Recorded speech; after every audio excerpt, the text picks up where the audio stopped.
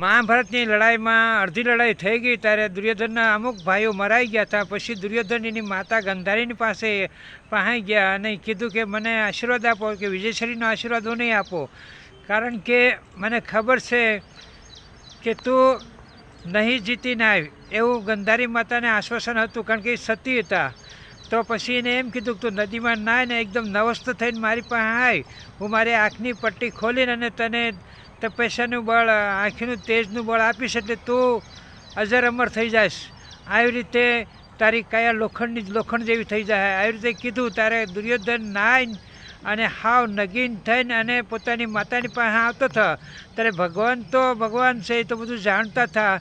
એને થયું કે આ દુર્યોધનને આખો એનીમાં વરજનો કરી નાખશે તો ભીમનો જે પ્રતિજ્ઞા છે એ થશે નહીં. કારણ કે કમરની હેઠળનો ભાગ ભીમે કીધું હતું કે હું તને હાથળ માથે ગદ્યા મારીને તારી કડ ભાંગી નાખીશ. હું કામ કીધું હતું કે દ્રૌપદીને એને એમ કીધું કે તું મારી જાંઘમાં બેસ.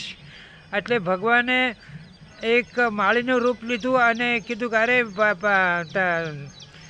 અરે કે દુર્યોધન, કે તમે છત્રપતિ તમે ક્યાં જાઓ છો? કે આ તો રસ્તો તમારી માના ઘર ભણે જાય છે. તો કે હા, મારી માએ મને કીધું હતું નગીન થઈને મારી પાસે આવે.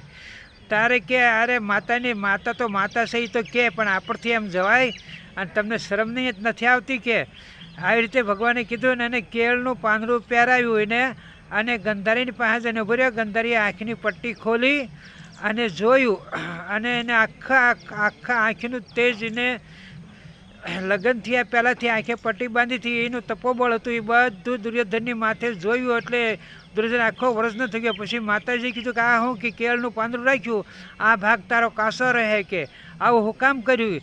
તો કે માતાજી ભરીને પહેરીને આવું. તો કે નહીં, હું કંઈ ઓલી મોટી થોડી છું કે મારી આખી જિંદગીનું તપસ્યાનું બળ મેં તને આંખીનું તેજનું બળ તને આપ્યું છે.